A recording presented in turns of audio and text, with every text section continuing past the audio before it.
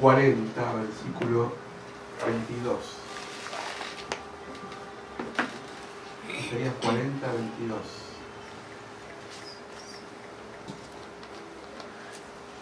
Estaba viendo los videos de los saluditos del viernes. Como el avión. Después lo...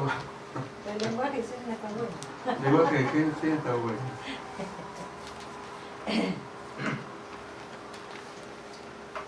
Está bueno la participación, la verdad que me gustó todo el baile que trajo Jenny. La danza. La danza, sí, la danza.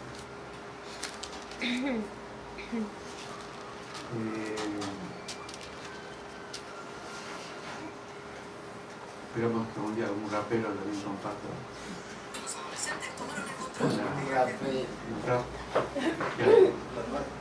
Rap, ¿no?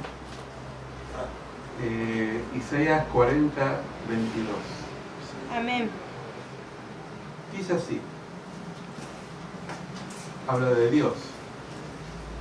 Por eso aparece Él, hablando de la tercera persona en singular, hablando de Dios. Dice, Él, Dios, está sentado sobre el círculo de la tierra, cuyos moradores son como langostas. Él extiende los cielos como una cortina, los despliega como una tienda para morar.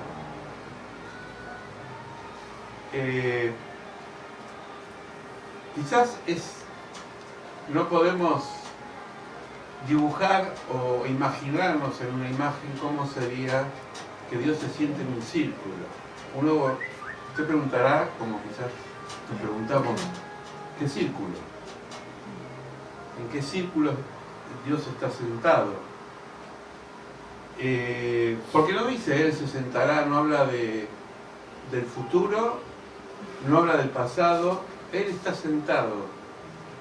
La palabra sentado en la Biblia aparece varias veces, sobre todo cuando habla de Jesús que está sentado a la derecha del Padre, ¿no? La palabra estar sentado, según la visión bíblica, y esto tiene que ver con el espíritu ilustrativo de la palabra de Dios, tiene que ver con una posesión. Por eso Jesús, cuando dice en el Sermón del Monte, capítulo 5 de Mateo, dice que Jesús se sentó y empezó a enseñar las bienaventuranzas. Cuando se sentaba un rey era para gobernar, según la visión bíblica. Y toda persona que se sienta es porque tiene que determinar un decreto. Decreto que puede ser un decreto presidencial, un decreto institucional, pero tiene que ver con un lineamiento.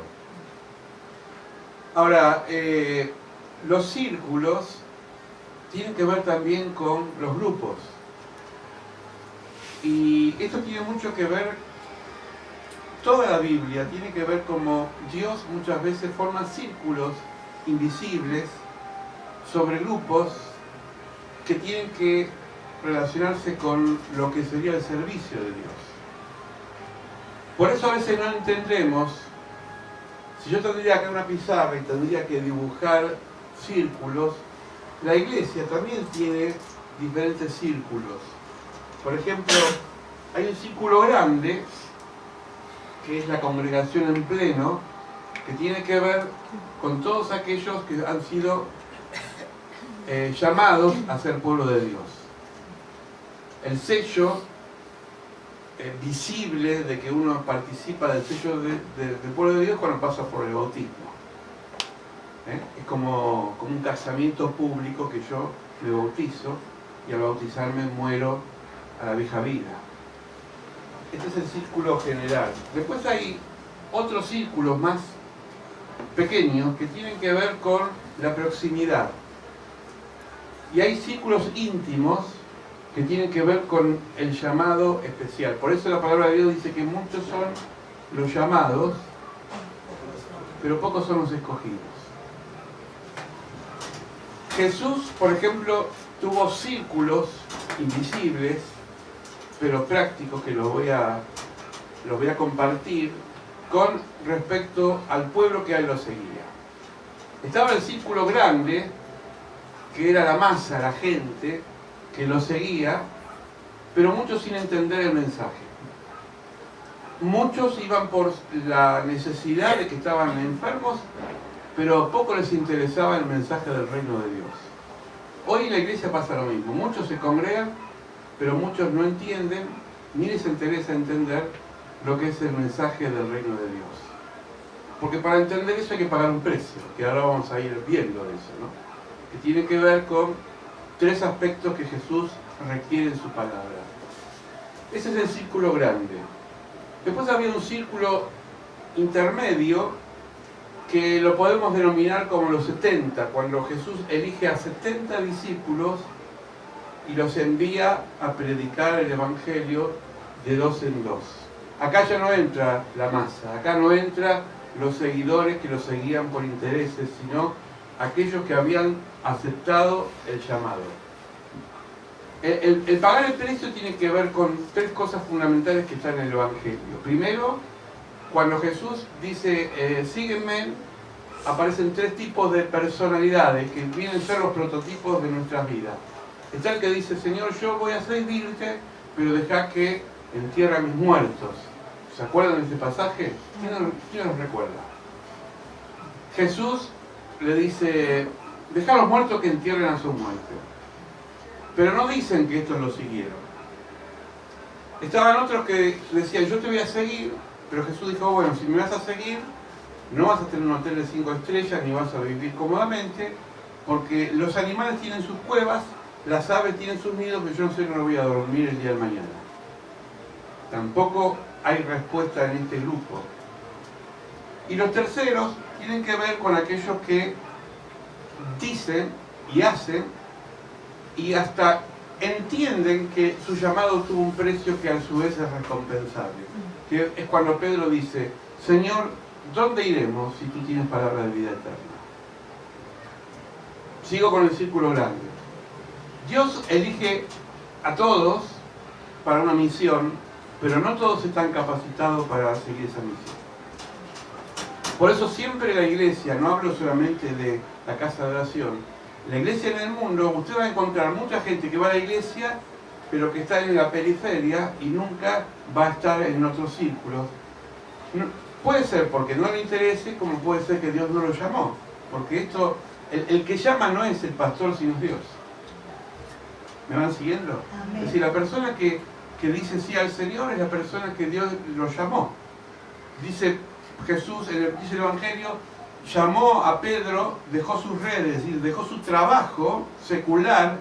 Pedro tenía familia, tenía suegra, tenía hijos, tenía esposa, dejó todo y lo siguió. Ese es el círculo más íntimo, el nudo. Por eso dentro de los 70 había un círculo más chiquito que eran los 12. Y dentro de los 12 había 3.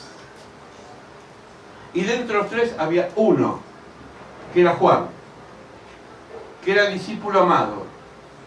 ¿Ustedes se imaginan el problema que había en esa convivencia? Había celos. ¿Por qué? Porque de los 12, 3 se los llevaba Jesús aparte para enseñarle cosas más profundas. De los 3, Jesús le hablaba a uno y lo amaba de una forma especial. Ahora, no es que Dios hace acepción de personas, pero Dios clasifica a aquellos que están preparados para pagar el precio y otros que sabe de antemano que nunca se van a interesar por el Evangelio. Todos iremos al cielo, según la palabra, porque por gracia soy salvo. Pero las categorías que Dios va a organizar en el cielo es algo que le compete al Padre. Ni siquiera al Hijo. Se aparece Juan y Santiago y le dice, Señor, yo quisiera tener un puestito con vos en el cielo. Y entonces Jesús le dice, ustedes no entienden nada. Porque acá no hay coima, acá no hay privilegios. El puestito se lo va a dar mi Padre al que Él quiera. ¿Pero ustedes quieren servirme a mí? Sí, Señor, dijeron. Bueno, empiecen a servir. Porque si no sirven, no van a servir para el reino de Dios. Y eso es un punto que tiene que ver con tres aspectos. El primero es la fidelidad. Es decir, yo si no soy fiel y constante en el camino de Dios, nunca lo voy a poder servir. Por eso dice Santiago en el capítulo 2 que el hombre de doble ánimo, hombre y mujer, es inconstante en todos sus caminos. Yo me acuerdo en una de las iglesias que estaba pastoreando, había un hermano que quería siempre servir al Señor. Y un día le dije, bueno, ¿usted quiere servir al Señor? ¿Qué sabe hacer? Cantar no sé, me dice el pastor. Bueno, predicar tampoco sé. No importa, dice, usted puede predicar con la vida. ¿Qué sabe hacer? Y yo soy, por ejemplo, en la iglesia, no sé, me gustaría estar en la puerta, como ahora lo hace Luciano, que dicho de paso es un privilegio y es una responsabilidad, porque es la cara visible de aquella persona que entra. Bueno, esta es la puerta, le dije. ¿Y qué tengo que hacer? Y lo primero vienen a los cultos, porque desde su casa lo va a manejar a la iglesia. Bueno, ya ahí puso cara. Digo, bueno, entonces no va a pagar el precio. Entonces él venía, un culto sí, un culto no, de vez en cuando, la vida, como dice Serra, pero no venía siempre. Llegó un momento que un día vino una hermana nueva, porque la iglesia es un círculo, un circuito de que siempre la gente se va renovando. Una mujer mayor, muy anciana, me dice, yo pastor quisiera, en la otra iglesia donde yo me congregaba, era portera, ungida, uno le dice. Bueno, dice, yo le digo, acá hay un hermano que se ofreció, pero como verá, su silla está vacía. Yo no quiero pasar encima de otro hermano, pero vamos a orar, porque recién empezaba. Y entonces después de un tiempo, el hermano no venía y la hermana ocupó el lugar. Porque Dios no tiene apuros y Él no va a decir, bueno, vamos a esperar el lugar. Ese lugar lo ocupó la hermana. Cuando volvió el hermano que quería ser portero, lo primero que pensó, me quitaron el espacio. Yo no prediqué ese día. Dios es tan sabio, vino un predicador invitado y dijo, yo no conozco a esta congregación, solamente al pastor, pero no he charlado lo que voy a hablar, pero siento decirle al Espíritu Santo que acá hay celos porque no saben ocupar su lugar. Lo han perdido muchos. Este hermano, gracias a Dios, como no era orgulloso, se quebró, reconoció públicamente que él no había asumido su responsabilidad y cuando falleció la hermana, él ocupó el lugar. Pero tuvo que pagar el precio de la espera. Porque cada tiempo que nosotros cedemos a Dios es un espacio espiritual que retrocede en nuestra vida. Por eso decía Jesús, la mies es mucha, pero pocos son los obreros. Y el círculo más chico es el círculo de aquellos que son incondicionales.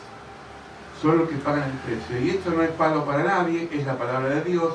Vamos a ir descubriendo algunos pasajes. El primero en el Antiguo Testamento, los voy a citar, ustedes lo conocen algunos, y si no lo pueden buscar en Éxodo. Dios llama a uno de los más grandes líderes, que fue Moisés. Moisés era una persona que había sido criado a los pies del faraón. Tenía autoridad, tenía conocimiento egipcio. Usted sabe la historia, vio la novela en Telefe seguramente. Pero Moisés en un momento, impulsado por la violencia, mata a un egipcio y tiene que huir. Después de 40 años, Dios lo llama. Porque el llamado de Dios tiene sus procesos. Algunos lo llaman, dice Jesús, temprano y otros llega a su proceso. Cuando Moisés vuelve al llamado, empieza a formar una comunidad. ¿Con quién? Con los esclavos. Ya no como Egipto, como los esclavos. Porque él se hace esclavo. Ahí se cumple lo de Jesús. Si uno no se hace alguno más y sirve, entonces nunca va a entender el sufrimiento. Moisés empieza a vivir como esclavo. Confronta y enfrenta al faraón como ya no como segundo, ya no tenía privilegio en el palacio, sino como uno más. Pero tenía de parte de él nada más y nada menos que a Dios. Y cuando tenemos a Dios en nuestra parte, no tenemos por qué temer. Amén. Dios le da la capacidad y la sabiduría de liderar un pueblo muy numeroso, pero como dice el proverbio que la sabiduría está del rey, está entre varios consejeros, se le aparece su suegro, Jetro, y le dice, mira Moisés, estás trabajando mucho, teniendo mucha gente, delegá.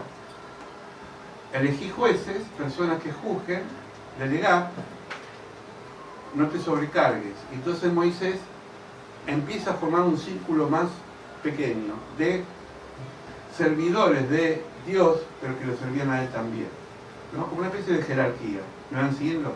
Amén. Entonces, cuando Moisés empieza a delegar, él se empieza a profundizar más en las cosas que Dios le estaba dando para el pueblo. Porque había pleitos y problemas que ya no le correspondía a Moisés. ¿Se imagina que un presidente de una nación, del país que sea, tiene que atender a toda la gente? El gobierno tiene una jerarquía y es lógica.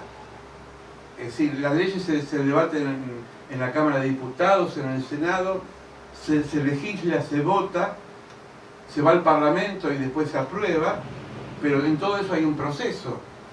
Entonces, uno no puede estar en todas, Moisés no podía estar en todas, lo que hizo es delegar y formar otro círculo más íntimo, que eran los que tenían que aproximarse a él. Ahora, dentro de ese círculo había un círculo más pequeño, entre ellos estaba su hermano, y acá no es que hubo privilegio, Dios le dijo que su hermano iba a ser el segundo. Es más, tu hermano Aarón, le dijo Dios, va a ser el que va a hablar por vos. Aarón era la persona que a él lo secundaba y hacía de sacerdote. Pero como uno tiene que delegar porque no es eterno, y eso espero que también acá surja, Moisés formó un joven, y ese joven se llamó Josué. También empezó a ser parte del círculo. Ahora, la Biblia nos dice en Éxodo que siempre hubo envidia. ¿Y saben de dónde surge la envidia? Muchas veces de la frustración de no estar en el lugar que uno tiene que estar. Porque dice Isaías, el platero ayuda al joyero, el joyero ayuda al albañil, el albañil ayuda al herrero. Ninguno se pelea por sus cargos, porque el albañil hace el trabajo del albañil, el joyero hace el trabajo del joyero y el platero hace el trabajo del platero. ¿Se acuerdan del ejemplo del fósforo? El fósforo no puede calentar una pava para tomar mate. El fósforo prende la hornalla. Y es bueno eso, porque hay personas que prenden ideas, pero que su función es esa. Hay personas que queman, que tienen fuego, y hay personas que envidian. La iglesia, dice Pablo en Corintios, es un cuerpo. Todo miembro es importante, desde una pestaña hasta el corazón. Porque sin pestaña me puede entrar una basura y me puedo quedar ciego. Y el corazón, si deja de latir, me muero. Toda función es importante. Pero hay una cabeza, que es Cristo. El círculo del Nuevo Testamento, ya lo nombré, es Jesucristo llamó a 70, de los 70 tenía 12, de los 12 3, de los 3 1.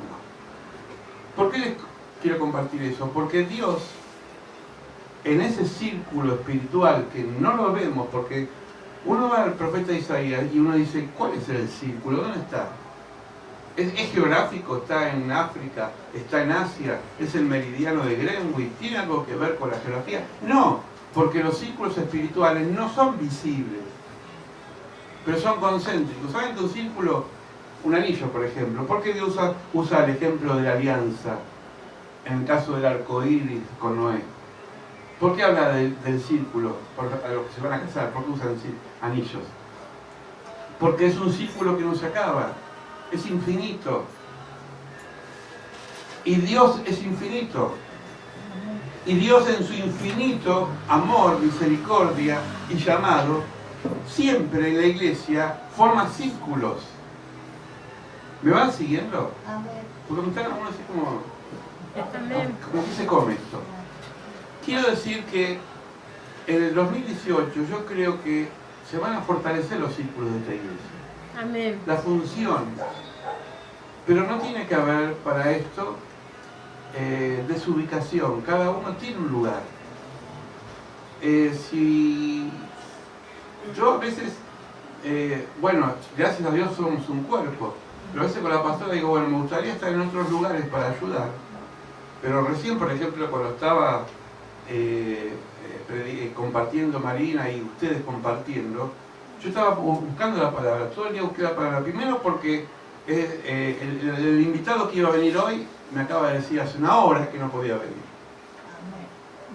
Y yo no soy el mago que saco de la galera lo que viene. Yo, si no es palabra de Dios, me callo. Y estaba con una angustia interior, digo, Señor, ¿cuál es la palabra? ¿Cuál es la palabra? Y buscaba sermones que ya tengo subrayados, casi traigo la computadora a ver si busco algo que ya prediqué. Digo, no puedo engañar a la gente por lo que prediqué, si ya lo prediqué. No sabía por dónde estar. Y en un momento, cuando estaba hablando la pastora, me vino la palabra círculo. Voy a la concordancia, digo, esa palabra círculo nunca la vi. La verdad, para mí es la primera vez que la leo. Y lo único que encuentro es Isaías, que acabo de compartir, que me caló hondamente. Y ahí me vino, se me abrió la mente y empecé a hablar de los círculos, o empecé a compartir de los círculos de la Biblia. Los círculos que Dios trabaja, Dios forja, Dios perfecciona y Dios le da poder. Una vez Carlos Anacondia decía que cuando Dios sintió el llamado de las campañas, ¿conocen a Anacondia, no? Amén. ¿Sí? Una vez en una iglesia dije el hermano Anacondia y alguien pensó que estaba hablando de una víbora. Pero esto es Anacondia, es Anacondia, con I. Bueno, Anacondia decía que él tenía que formar círculos de trabajo en carpas, y eran personas intercesoras que oraban por aquellas personas que estaban endemoniadas. Que no cualquiera puede orar por un endemoniado. Entonces dice que las campañas eran de llamamiento al arrepentimiento y aceptar a Jesucristo. Pero dentro de eso estaban los colaboradores, los sugieres, como en el caso de Luciano, pero eran muchos, que eran los que acomodaban a la gente cuando se sentaba. Estaba el grupo de oración que no se veía, que no salía en la plataforma, ni siquiera la gente que venía a ver la palabra, a escuchar la palabra, los veía, porque estaban detrás del escenario, de rodillas, en toda la campaña. Miren cuánta gente trabajando. Un evangelista, músicos, que eran los visibles, la gente, la masa, que iba con necesidad, el círculo que trabajaba en las carpas para liberar a los... Y me decía, ¿por qué yo no puedo predicar como Anacondia? Yo tengo que estar en una carpa peleando con el diablo. ¿Y por qué yo te llamaba a pelear con el diablo? Una vez el pastor Gabriel Bacaro, el papá de Daniel Bacaro, decía algo importante. Él en una iglesia en Miraya tenía un diácono, excelente diácono. ¿Sabe que el diácono es un... Acá no tenemos diáconos oficiales, pero hay muchas personas que tienen corazón de diácono, ¿no? Porque el diácono es el que sirve. Y había un diácono que decía, pastor, yo quiero ser pastor, yo quiero ser pastor, yo quiero ser pastor, yo quiero ser pastor. Y él dice, yo cometí el gran error que nunca tendría que haber cometido. Era muy joven, decía el obispo Bacaro. Y le dije, bueno, si quieres ser pastor, yo te voy a orar por vos, te voy a dar un grupito en una casa para que empieces a trabajar como pastor. Y fracasó. Y después él se sintió frustrado. Y cuando fue a la oración le dijo, ¿te diste cuenta que fuiste llamado para diaconado, no para el pastor? Porque eso es algo inherente que está en uno. No es que uno dice, bueno, ahora voy a ser pastor, mañana voy a hacer otra cosa, ¿no? ¿Se imaginan ustedes que estudiaron para enfermería, hoy voy a ser enfermera, mañana voy a ser jueza? No, pasado voy a ser psicóloga. Pueden ser muchas cosas, pero ¿lo van a hacer bien? Es decir, nosotros tenemos llamados y tenemos que ser fieles a los que fuimos llamados. Pero siempre estar en el círculo implica pagar un precio. Y esto no lo digo yo, lo dice la palabra. Por eso cuando prediqué, ¿se acuerdan? ¿Sabés qué estuvieron cuando prediqué? Que permanecer tiene sus privilegios. ¿Se acuerdan? como está en YouTube, lo buscan, ponen permanecer. Permanecer tiene que ver con la fidelidad, con el estar. Yo por eso no estoy tomando lista de los que asisten regularmente en los cultos, estoy hablando con compromiso con Dios, no es conmigo. Porque a veces hay compromisos fuera de la iglesia que se entiende que a veces uno no puede estar todos los cultos presentes. Estoy hablando del llamado. Cuando está el llamado, ahora, bueno, si no, una vez por año tampoco puedo pretender que hagas algo, pero me refiero que tiene que ver con el llamado. Y el llamado está tan adentro, ayer hablamos con mi esposa, que a veces produce crisis, como Jeremías. Cuando no aguantaba más, él como Jeremías ser profeta, dijo, yo no sirvo más al Señor. Y se peleó con el Señor. Señor, me voy. Y después el Señor lo sedujo. Y él dice, me sedujiste tanto que lo aguanté y volví. Yo las veces que quise colgar los guantes, hermanos, las veces que quise colgar los guantes, pero él me engancha de vuelta. Porque el llamado es irrevocable. Y todos los que están acá fueron llamados. Todos. ¿Quién vio la cruz y el puñal? Bueno, se la recomiendo, está en YouTube. La cruz y el puñal es una película que es la vida de David Wilkerson, que ahora partió con el Señor, un gran pastor, un siervo de Dios, y el evangelista Nicky Cruz. Nicky Cruz era un delincuente, esos malandras que tenían pandillas allá en Estados Unidos. Y Nicky Cruz lideraba una pandilla y había entre pandillas rivalidad. Llevaban cuchillos, revólveres y se peleaban, se mataban. Y entonces un día este evangelista, o este siervo de Dios, no sé si era pastor evangelista, David Wilkerson, lo invita a todas las pandillas, a los rivales, ¿no? Los que se odiaban en la iglesia. Y lo más curioso, que en el momento de la ofrenda le hace levantar a 2 pandilleros delincuentes. Sí. Los que estaba probando, evidentemente. Dios le dio la sabiduría. ¿Ustedes se imaginan que yo invite acá 2 bandas del barrio que se odian y está todo con calzado acá? Yo estaría temblando. Digo, esta acá se arma una balacera que no queda nadie. Bueno, se jugó este pastor porque tenía el respaldo de Dios. El líder de una de las bandas, que ahora es un evangelista mundial, Nicky Cruz, sintió en ese momento que Dios lo llamaba, lo tocó tan profundamente Dios, que su vida cambió de tal forma que él empezó a trabajar e influenciar sobre los grupos. Ahora, David Wilkerson en su biografía dice, después yo ya no estuve más con él volvió para otro lado. Porque cuando Dios te llama, empieza a formar tu carácter, ¿dónde vas? Quizás algunos de acá en el futuro serán misioneros, qué sé yo, por ahí se va a otro lugar. Uno no quiere a veces, pero es así. Es decir, nuestra vida es continuamente dinámica, movimiento permanente, y Dios nos puede usar en muchos lugares. Amén. Pero lo importante es ser fiel en lo poco. Porque en esas cosas Dios empieza a ver tu fidelidad. Yo siempre digo, el tema de la iglesia no es el venir, sino el permanecer. A Jesús le llegaba mucha gente, pero pocos permanecían. Hizo que era el Señor. Pero nunca Jesús quiso que la gente se vaya, obviamente. Él sufría como pastor. Estamos ayer analizando 1 y 2 de Corintios, lean en su casa si tienen tiempo. Son dos cartas maravillosas de Pablo a una comunidad bastante, perdónenme la expresión, jodida. Porque eran muy carnales, hablaban en lengua, tenían todos los dones, pero eran tremendos. Había celos, envidia, todas las cosas. Y Pablo les escribe como un papá dolido en el corazón desde la cárcel, porque ni siquiera lo podía ver a los ojos. Y le dicen, entre ustedes hay pleito, hermano.